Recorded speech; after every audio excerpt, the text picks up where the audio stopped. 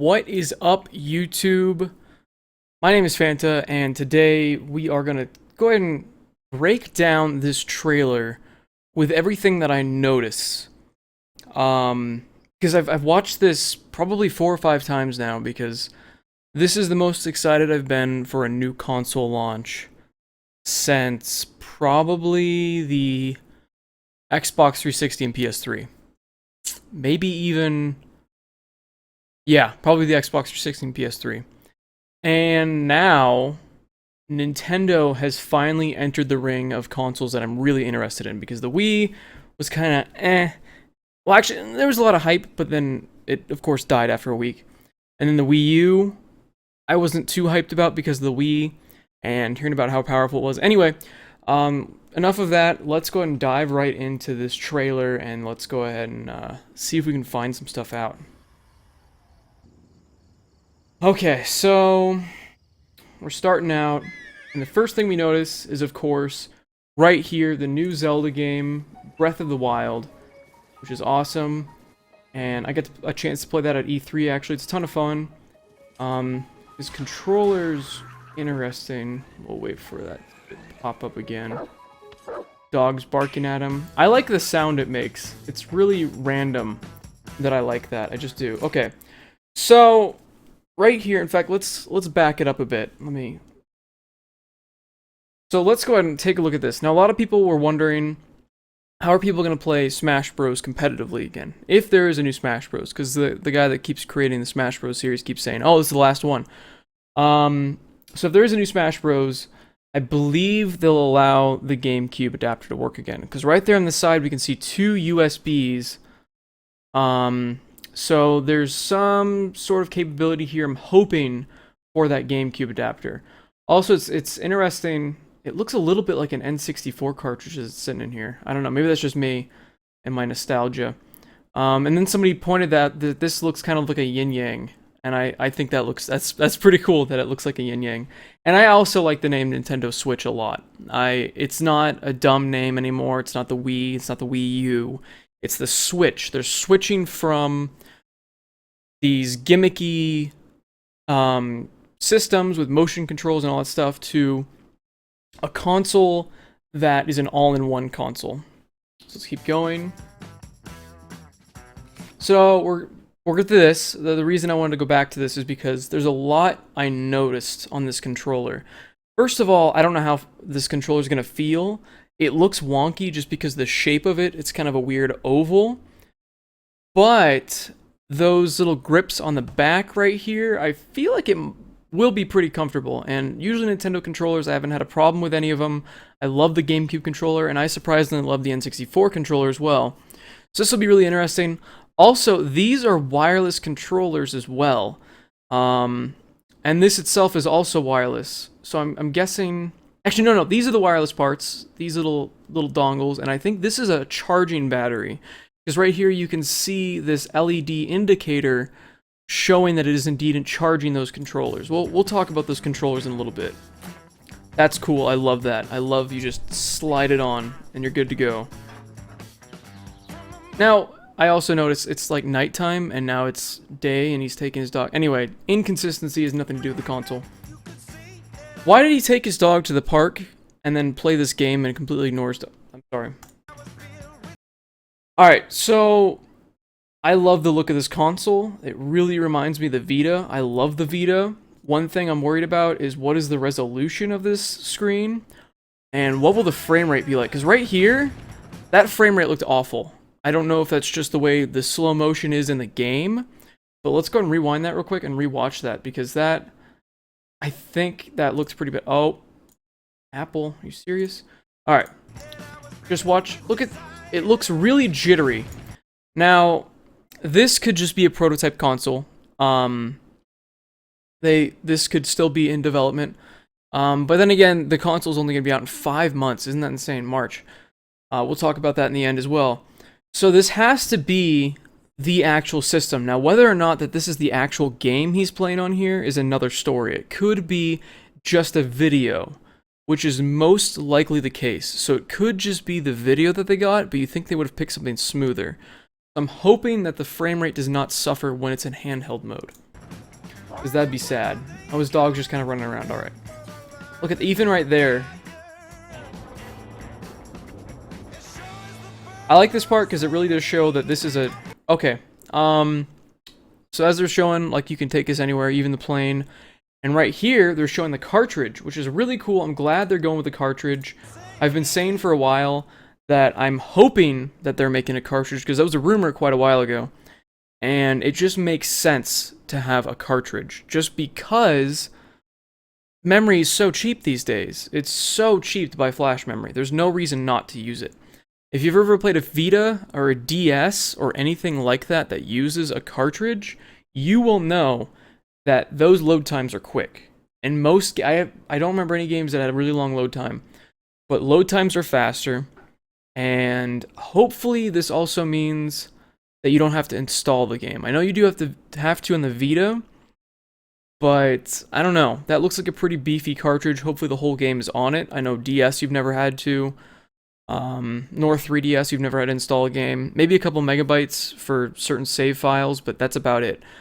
Also, something I want to bring up that some people haven't talked about yet. What are they going to do for storage? Now, the Wii U right now is pathetic. It is a pathetic amount of storage. 32 gigabytes. I blew through that like it was nothing.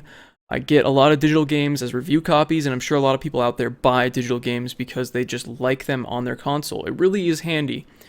I prefer physical media, but that's not the point. The point is, how is memory going to work in this? And I'm hoping it's just micro SD cards, because they're super cheap and they have insane amounts of gigabyte storage. I've seen like 128 gigabyte for like $60.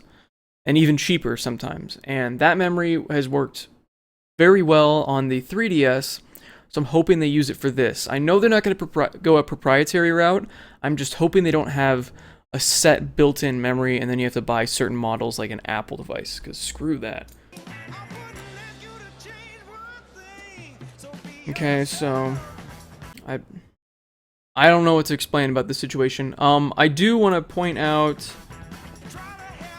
What happened to his friend? Did his friend just chill at the airport for him to show up and then saw him off? I don't really... Wouldn't they want to talk? Anyway, so this is cool. I like this. Let's go ahead and rewind there because a lot of stuff happened. Headphone jack. Yes, I like that a lot. Why do I say that? Because, of course, Apple was dumb recently and didn't put a headphone jack, and I wasn't sure if they would. But I'm glad they did. Very good thing there. And also, this really is weird to me. He's holding them like a nunchuck, like a Wiimote nunchuck. This doesn't look very comfortable to be playing Skyrim. I don't know about you, but it just doesn't. Also, I don't see that cord going anywhere. I don't see it going to his headphones. Anyway, that's completely besides the point. I like that kickstand. That's a very cool feature. I like that that's built into the system. Also, okay, that's just a connector. And these themselves, I'm wondering if they have their own batteries or what's going on with that. They must have to because they're wireless controllers. But does that mean that drains from the system itself more, or how does that work? I'm not sure. A lot of questions. I love this system though. I love the thought of being able to play Skyrim on the go. I'm not a huge Skyrim player just because I don't have time to spend in that game really, because I have so many other games I need to either review or they just keep coming out and I need to catch up with the most current multiplayer games with my friends. So I really just haven't had time to play Skyrim. This would be awesome, playing Skyrim on the go. So awesome. And I'm guessing this is confirmed just because they of course are doing the remaster of Skyrim for the PS4 and Xbox One, and Bethesda is a confirmed partner for Nintendo. Alright, so... Okay, let's look at this controller here for a second. This thing looks awful in my opinion. The buttons... Just everything about this thing looks so cheap, and I'm really hoping that this is only a prototype, because, I mean, look at it. It looks like a really cheap third-party controller. If you look at the Wii U Pro controller, It looks sleek, it looks beautiful, it looks like well thought out. This looks like somebody slapped it together. It looks like an Ouya controller had sex with a Wii U Pro controller, third-party edition, and then another third party from China built the controller out of it. It doesn't look good. It's got a semi-translucent plastic. You can see all the areas where they put the buttons in. Looks awful just right here. The buttons themselves don't look very good, and the thumbsticks, I don't know. Just everything in the D-pad looks really cheap.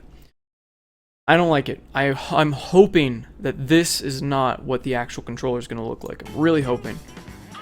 I do like, however, that you can in fact have a bunch of different controller options. You don't have to just use the battery pack with the two slide-in, gamepad things. I don't remember what they're called, Joy-Cons or something like that.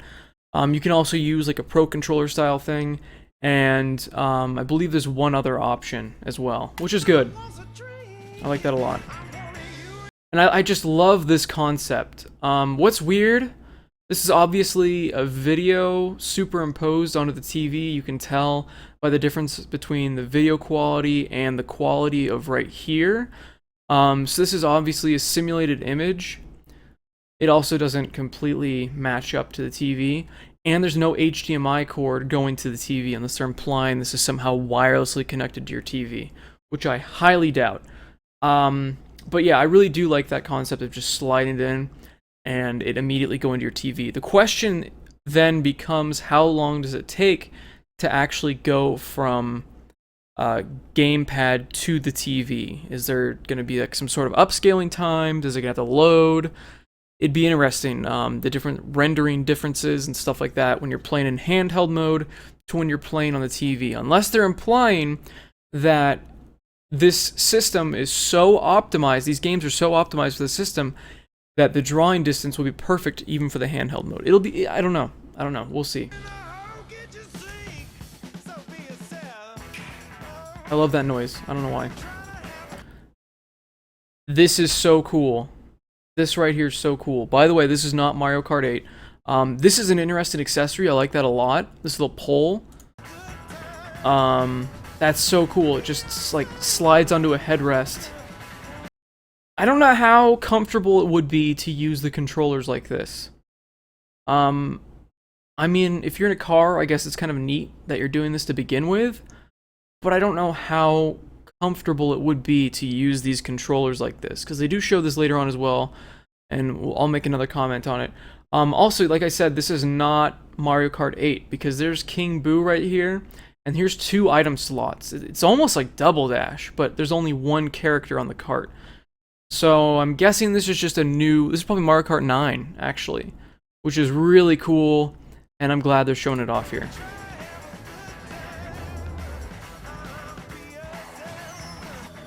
Let's go ahead and go back real quick, just because it did have a close-up. Yeah, so here we go. King Boo, and of course 2 items, which is interesting. And of course, there's some stock footage of them driving around. People playing basketball, and then for some reason, oh, let's just stop playing real basketball and ignore those people, and now let's just play fake basketball. But let's go ahead and jump into what's cool about this. Now, this means that these systems can do ad hoc multiplayer. This means that they don't have Wi-Fi, they don't have anything. They can just wirelessly connect together and play multiplayer. That's so awesome. That's like a whole new realm of LAN parties, and I miss LAN parties. I used to have them all the time. So much fun having everybody bring over their computers. Now, people can bring over their Nintendo Switches, and we can all hook up together, even if we don't have Wi-Fi. Somebody brought up in a comment section, might have been on YouTube, might have been Reddit, that people were like, "Oh, why would you do this? Why would you play basketball at a basketball court?" It's not only that. The cool thing is you can play 2-player almost anywhere, which is awesome. That means you could go to a bar. You can go to a bar, and while you're watching football, you could be playing Madden with one of your friends. How cool would that be? Seriously, that would be so much fun. Or you could be playing basketball, and you're watching basketball at the bar, having some drinks. I think that's just such a neat thing. And you could have your friends bring them over too. It brings it brings social, it brings a socialness. This is probably a different word that you could be using, but it brings that social aspect of gaming back together. That's what I've always loved about Nintendo, is there's so many couch co-op games. There's so many games where you can just play with your friends that are there with you, instead of just multiplayer online, which what a lot of games are doing these days. They're getting rid of split screen, they're getting rid of just couch co-op altogether. Nintendo has never done that, and I love them for it. And this right here, the Nintendo Switch, is taking that a step further with giving you a console that you can bring with you to a friend's house, and you could play on your screen while he's playing on the TV. You could hook it up to another TV of his. You could both be playing on just your screens of your Nintendo Switches. That's so cool. Just as a quick reminder, so here you go again. Okay, right here, you can see that there's 4 different levels, it looks like. So this is probably an indication of which controller you are, actually. This side might be telling you whether it's charging or not. I'm not sure, I could be completely wrong, but I know on the Wiimote, it's got that 4, and then on the Pro controller, it's got the 4. So this could be an indication of which controller you are. It does have the home button again, showing it does have a home menu, which is good. But yeah, this LED is over here is lit up, which is probably indicating that it's not only charging this, but it's also connected. New Mario game. That's awesome. I'm so glad. I love Mario. I mean, some people are sick of it, but you know what? I don't care. It looks like fun. It's another 3D Mario from the back. Another third-person Mario game. Which, I'm trying to remember the last third-person Mario game. I think that might have been Super Mario Galaxy 2 was the last 3D Mario game. So another 3D Mario game, super excited for that. It's been a long time, actually. I don't think the Wii U ever had one. I don't remember one, at least. Here's the thing that everybody's making fun of. Rooftop parties. Yep. It's weird that she's bringing it with her, I understand, but it's supposed to show that you can bring it anywhere. I understand what the commercial's trying to say. Another thing that a lot of people have pointed out in this trailer is that you don't see any kids in this. You see young adults. Very rich young adults, because they have apartments on their own in a high-rise in the middle of a city, so they obviously have great jobs. Good for them, I guess. Advertisements think we all do, and so do TV shows. But yeah, they're showing that, well, at least they could be showing that they have grown up. They have moved past just kiddie games and are now going to focus on a more open demographic, different demographic rather, which is smart, because a lot of the people that grew up with Nintendo have gotten older like me, and we want games that apply to us, which is why they're bringing Skyrim. They're bringing hopefully, I don't want to spoil it, but we've seen this probably already. But they're going to start bringing more hardcore stuff. They have EA partnered, Activision. They even have, I think, Dark Souls 3 coming to this. They have a lot of different games that appeal to the most people possible, which is good. They need to. They need to be able to compete. This right here really got me excited. It really did. So, not only are they showing a new Splatoon game, I love Splatoon. I love that game so much. I've put an ungodly amount of hours in that game. I've probably put more hours in Splatoon than I have with Battlefield 4. I love Splatoon. It's a great game. And now they're showing this one off, which right here they're playing, I'm sure they're playing Ad Hoc, which is also cool. They're showing that awful, ungodly controller again. And they're also showing esports. So that might mean that they're going to start taking multiplayer seriously, which they need to do. I'm so sick and tired of this super kid-friendly multiplayer where there's no voice chat, there's no chat of any kind, actually, and there's no real friends list that works that well. You can't just join somebody's game easily. And I don't know, I want them to come to the modern age. They don't necessarily have to put achievements. I mean, it wouldn't hurt. They're fun to get. They kind of add extra replay value. But a nice online multiplayer suite is really all we want. So this is neat. I like this a lot. I'm really hoping that this isn't just the trailers, the like production company, hey, this would be cool. I really hope they do this. Because they look like they're from different nationalities too, not just Japan, because this game is super popular in Japan. We're gonna go back, by the way, we just missed a lot. There's that awful controller. They showed Japanese people and they showed, I believe, Americans as well, showing that they really want to do international esports, which would be awesome. Another thing I noticed, and the reason that I think this is a sequel, I see a lot of guns here that did not exist in the old game, and hairstyles. You can actually change your hairstyle, which is cool. And of course, there's new headgear right here. This is new. I think this is new. This is not new. I don't think this is new. And then the shoes, I can't tell. Oh, you know what? Also, if you look, the pants are different too. So you can actually change the pants in this new one, which might not seem like a lot to you, but in the old game, you could not change that at all. So there's a lot more customization options here. And hopefully they take this game a lot more seriously with multiplayer, because in multiplayer in the last game, it only had a couple of maps at a time, like 2 maps, and then it'd rotate out every couple hours. I'm hoping they do something different. We'll see. And they also did a lot of free download. That's a completely different topic. There's that awful controller. Okay, so here's what I'm talking about with that 4 squares at the bottom, right there. So that's what that green indicator was in the last controller, but I think it also tells you the battery level. But God, this controller looks awful. I'm really hoping this is just a prototype. I do like that these are indented. They're concave and not convex. That means it dips in case you didn't know. But because I don't like the convex ones at all. Concave's a lot better. Your thumbs are a lot more snug. PS3 controller, my thumbs would slip off all the time, so to get thumb grips for it. God, this controller. I don't know about you guys. Comment down below what you think of this controller. I don't like it at all. Here's some more hairstyles, more pants. This even looks different, actually. Just the Splatoon pack. Look at that.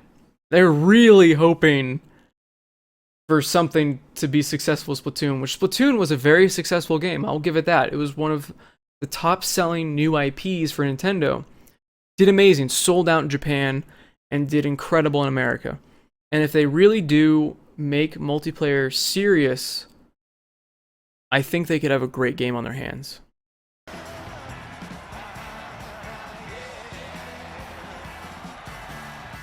Nintendo Switch. Coming March 2017. It's only 5 months away, guys. Only 5 months away. That's insane. We didn't even know what this was going to be called until right now, and it's already coming out in 5 months. Of course, this brings up a lot of questions. How much will it cost? That's very important. How powerful is it going to be? There's unknown factors of the graphics card that's in it. We know it's an NVIDIA Tegra, but it's a custom chip. We don't know if it's the one that's not too powerful, the one that's about 80% of the power of PS4, Xbox One.